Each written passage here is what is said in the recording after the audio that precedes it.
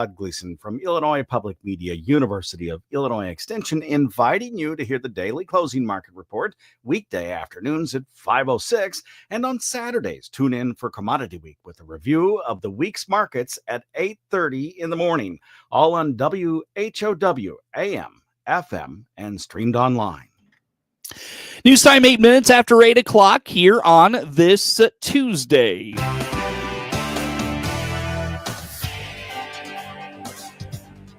Top of the morning from the newsroom of Regional Radio and DeWittDailyNews.com. I'm Seth Lawrence with this expanded 8 o'clock newscast, streaming to Facebook and YouTube, brought to you by Peterson Insurance, your Pekin Insurance agent in Clinton. Monday afternoon, Clinton police were requested to assist the Illinois State Police with attempting to stop a semi-tractor trailer traveling southbound on U.S. Highway 51 approaching Clinton.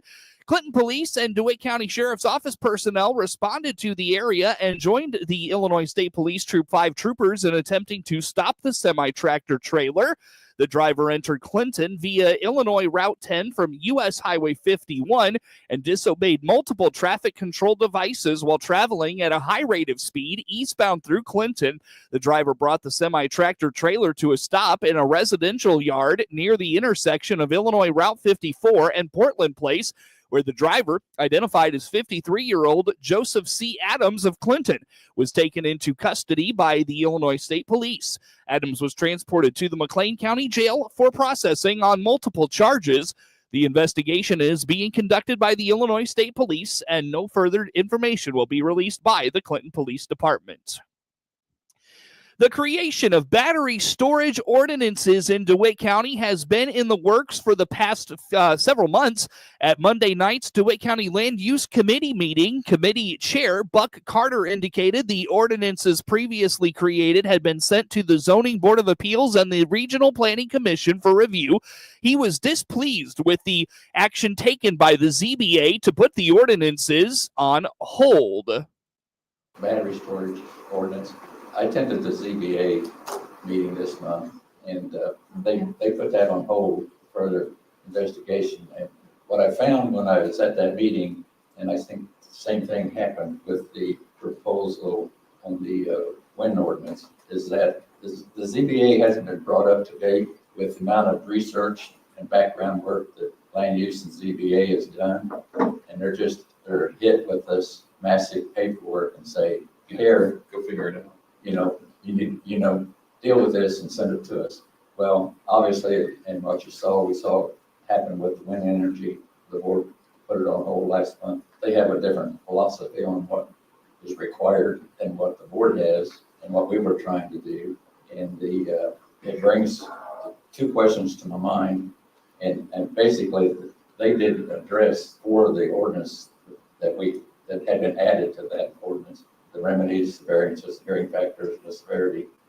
They didn't address them all, they just eliminated them. And I think my question is, how do we want to address those? Do we want to refer back to them and then appear before them and give them an explanation to why they're there? Or do we just want to take it, let the board deal with it? And I feel both ways about this. Carter feels the ZBA is turning a blind eye to the development of battery storage and wind and solar development. Patrick Ryan agreed, noting these could be potential fire hazards if not properly regulated by the county. That movement to the battery storage ordinance that they tabled.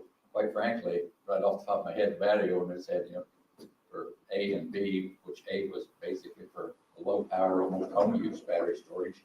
The ZBA says there's no such thing as home battery. We got no business dealing with home battery storage. That it's not a big deal. It's not going to happen.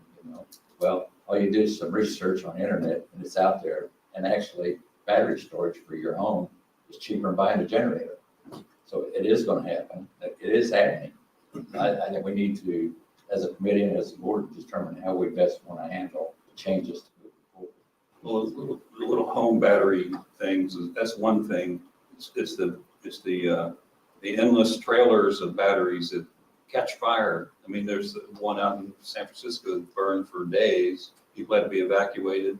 It's a hazard that needs to be addressed through our ordinance.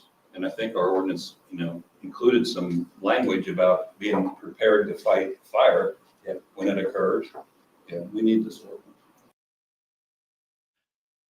County Board Chair Joe Whitty believes sending the ordinance back and restarting the process is a step in the wrong direction. Something is better than nothing in this case, and I think once you get your first battery storage application, we'll find some gaps that maybe need to be addressed. But to say that it's not going to be needed, that'd be great if you don't have to, but at some point you may get an application and we want to be prepared. I struggle with, being on land use and having some input, also chairing the RPC and having input, and I think it's good to have an independent body looking at this with a different set of eyes, and I know that they took some things out that were recommended from land use and RPC, and I respect that there's different ways to handle things. I don't want to necessarily send it back through the process because they've spoken, right? And they've given us their input. I think we either, I don't want to rewrite, I don't want us to take what they recommend and necessarily amend it to look exactly what came out of land use or RPC.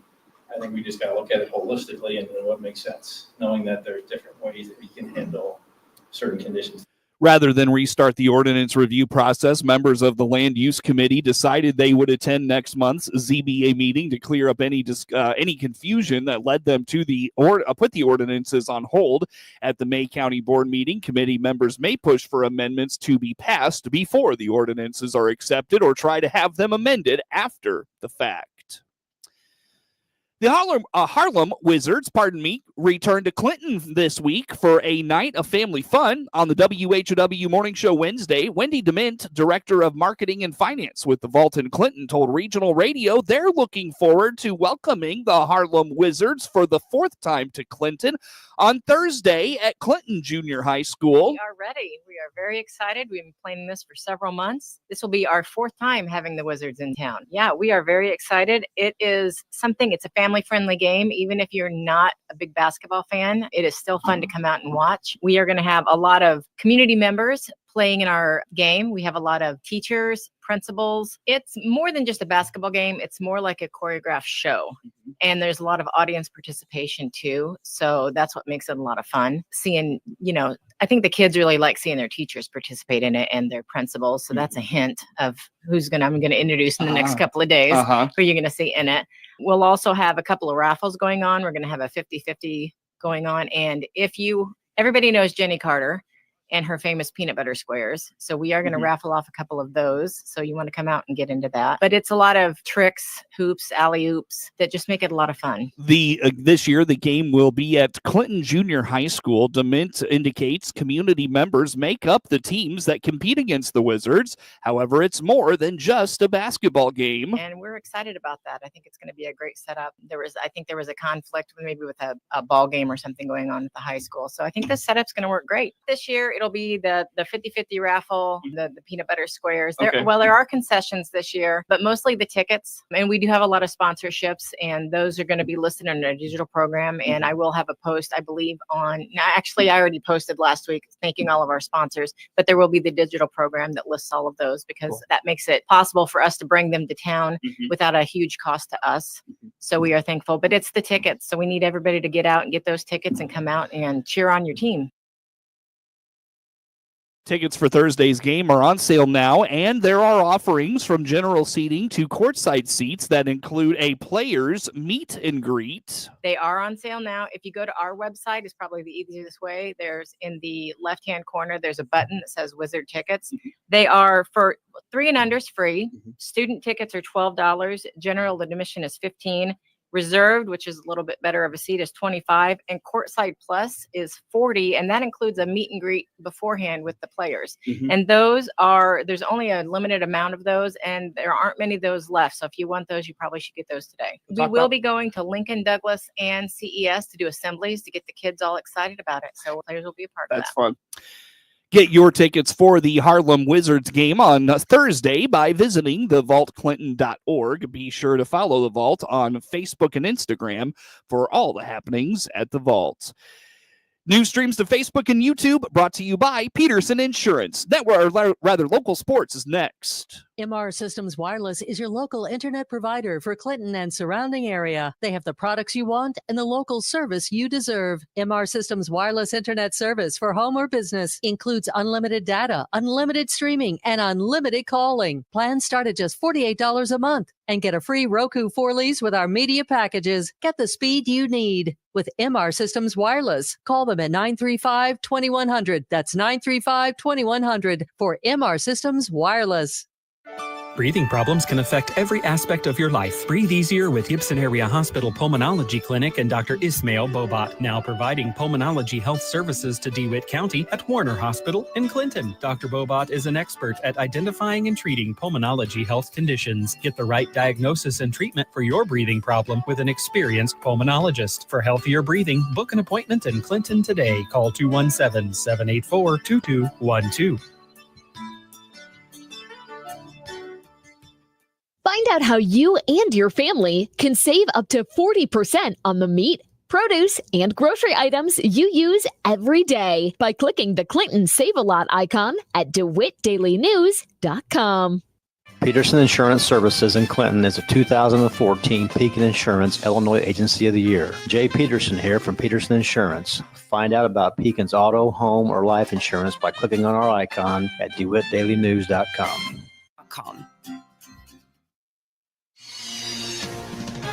With SRN Sports, I'm George Williams. In Major League Baseball action last night, there were some lopsided scores, including the Pirates over the Nationals 10-3, the Padres over the Cubs 10-4, Giants beat the Phillies 10-4, and the Rays just thumped the Red Sox 16-1. Tigers had a 9-1 win over the Brewers. Yankees beat the Royals 4-1, Braves over the Blue Jays 8-4. And the Mets beat the Twins 5-1. Cardinals over the Astros 8-3. The Dodgers beat the Rockies 5-3. On the NHL ice, the Kings shut the Oilers out 5-0. It was the Canucks over the Sharks 2-1. Blackhawks defeated the Canadiens 4-3. Red Wings down the Stars 6-4. Rangers over the Panthers 5-3. And it was Utah defeating the Predators. The score there was 7-3. NHL getting ready to wrap up its regular season this week.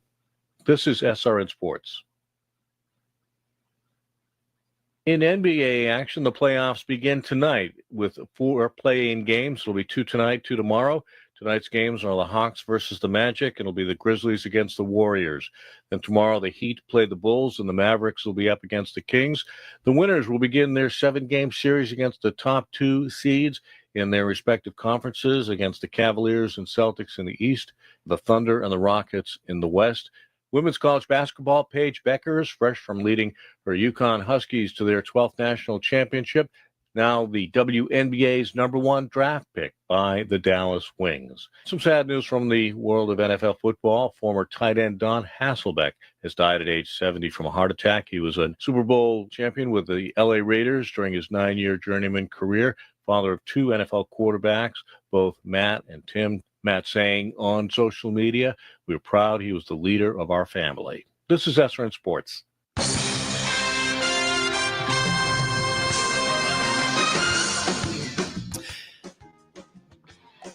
Time now for a look at sports. I'm Seth Lawrence with this report.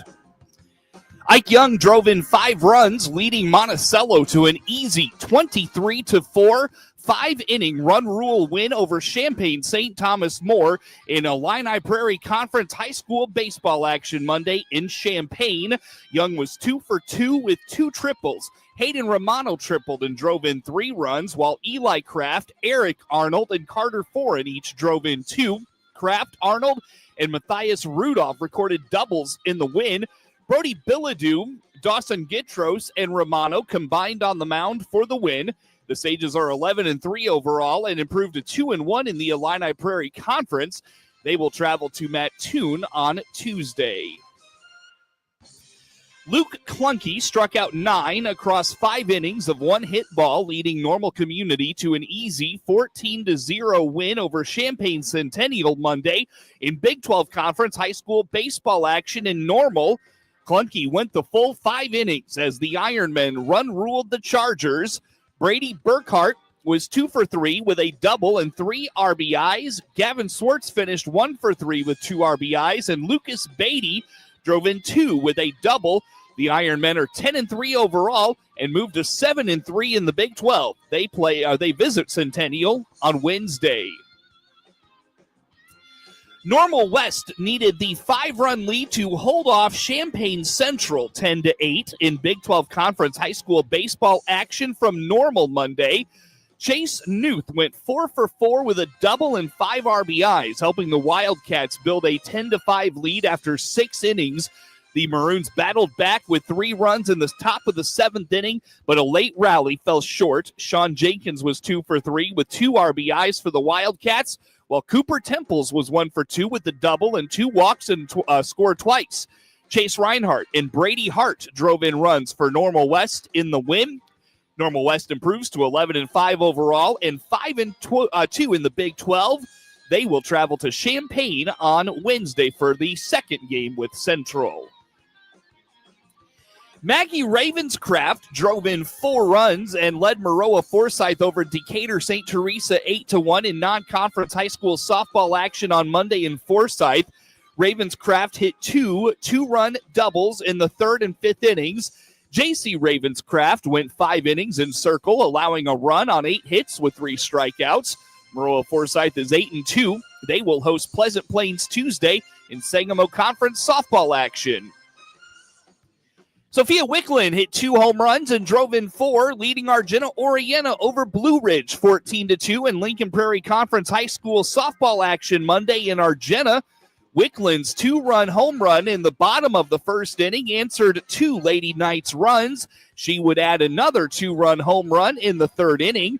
Wicklund finished 3 for 4 with 4 RBIs. Addison Maiden hit a 2-run homer as well for the Lady Bombers. Every batter drove in a run for Argenta-Oreana. Emmy Reynolds hit a double. Grace Manning and Piper Jones each hit triples. Lily Anger, Addison Rose, Ellie Hayward, and Ellie Schleeper had hits for Blue Ridge. The Lady Knights dropped to 3-7 overall and 0-3 in the Lincoln Prairie Conference. They will host Calvary Christian Academy on Wednesday. Argenta-Oreana improves to 5-7 overall and 3-0 in the Lincoln Prairie. They're at Hayworth on Tuesday. Irie Lorenz was excellent in circle and led Chatham Glenwood over Monticello 6-2 in non-conference high school softball action Monday in Chatham. Lorenz went the distance for the Lady Titans, allowing 2 runs on 4 hits with 7 strikeouts and 4 walks. Sadie Walsh was 3 for 4 with an RBI for Monticello. Thea Key drove in the other run for the Lady Sages. Allie Widener was 1 for 2 with a run scored. The Lady Sages dropped to 12-3 overall. They will host Clinton at home on Wednesday. Monticello will be the away team on the scoreboard for the game that was adjusted to Monticello due to construction on Clinton's softball diamond. Hear Wednesday's action on 95.9 FM WEZC and online at DeWittDailyNews.com.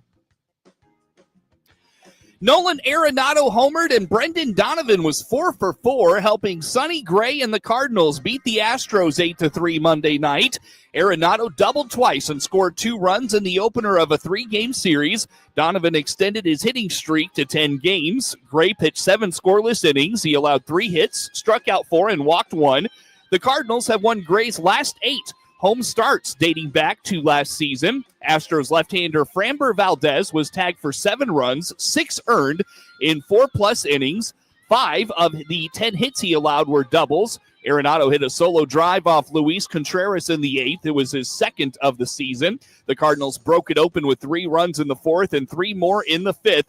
Pedro Pajes hit a 2-run double to make it 3-0 in the 4th. Nolan Gorman's sac fly extended the lead to 7-0 in the 5th. Donovan scored twice and drove in a run. He's hitting an NL Best .391. Houston's Jeremy Pena had a 3-run homer off Monterey Munoz with 2 outs in the 9th. Arenado drove in the first run in the 5th. He fouled off 4 straight offerings on a 10-pitch at bat before ripping an RBI double to left. Gray set the tone when he retired Jose Altuve, Isaac Paredes, and Yordan Alvarez in order in the 1st inning. The only other Astros hit off Gray through 5 was catcher Yainer Diaz's infield single in the 2nd. Astros right-hander Hunter Brown starts tonight opposite Eric Fetty for the Cardinals.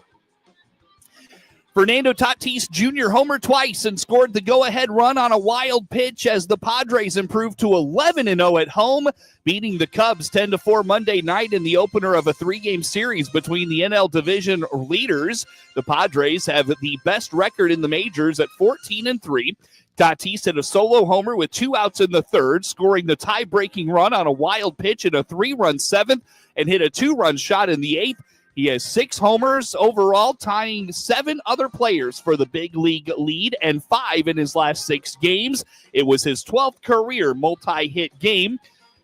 The Cubs took a 3-1 lead in the fourth. Michael Busch hit a 2-run homer off Dylan Cease after Justin Turner reached on a fielding error by Manny Machado. Nico Horner and Pete Crow Armstrong hit consecutive doubles with 1 out. Cubs left-hander Shota Imanaga faces Padres right-hander Randy Vasquez in tonight's matchup. Get sports anytime from your computer or mobile device at DeWittDailyNews.com.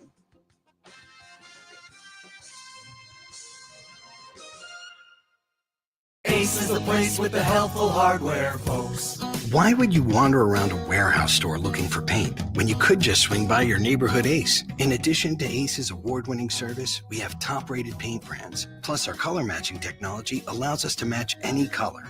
So stop wandering and start painting. Head to your neighborhood Ace today. This is Brad from Gibson Ace Hardware in Clinton, Illinois. Stop in to see us, the helpful place at 114 North Madison Street, Clinton.